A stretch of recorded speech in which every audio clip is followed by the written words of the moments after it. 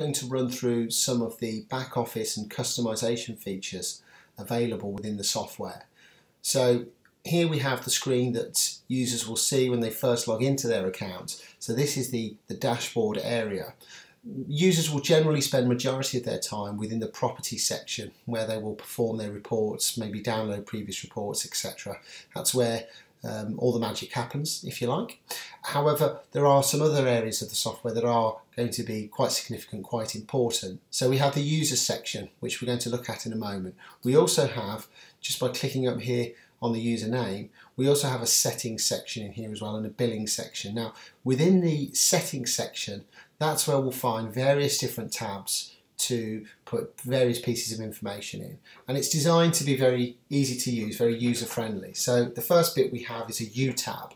So this is just general information specific to the user. So this information isn't housed anywhere within the report.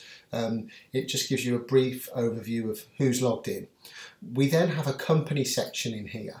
Now the company section is useful because you can populate these fields, which will then be automated and pulled through onto the front cover of reports. I mean, when you are actually producing your report, you can determine exactly what you want to go on the front cover, but this is designed to be nice and simple, easy to use.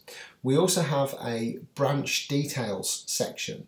Now within branch details, we have a range of customization features. So, and this is something that I'm going to show you in just a moment, is that you can actually set up multiple branches within the software. So let's just say you're an inventory clerk and you have 4 letting agents that you perform inventories for.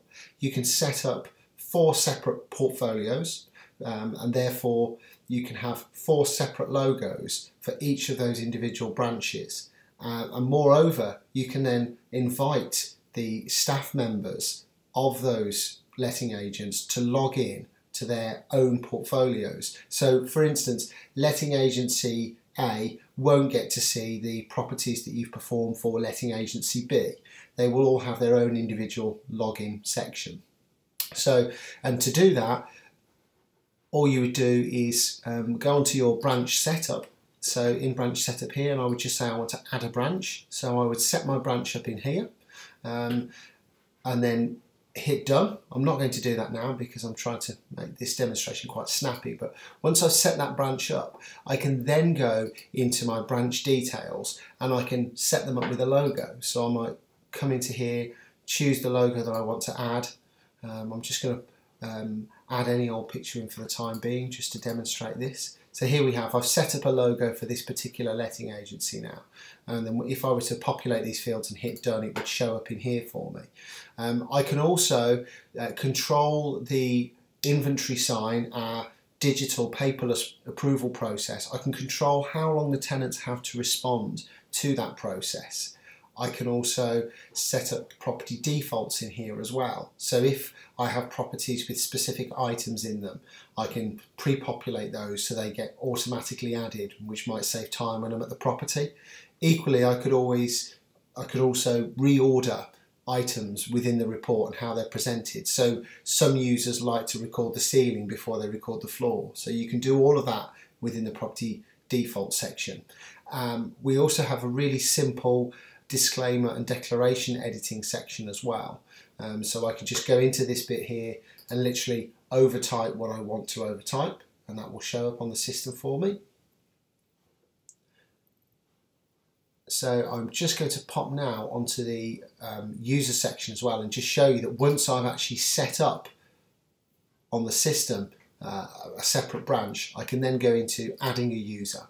So I just simply come up here, type in their details, and then I can invite that user to a particular branch. So for instance, I could invite 2 members of staff from letting agency A, but I could have it so that they only get to see letting agency A's properties. And then finally as well, just going back into the settings section, we also have the option of notifications as well. This is important because what you can do here is you can set up multiple email addresses, and also you can set up an SMS or text message facility. So if somebody signs a report, you can see in real time that they've signed it, so you can receive that text message or an email, as well as push notifications within your app.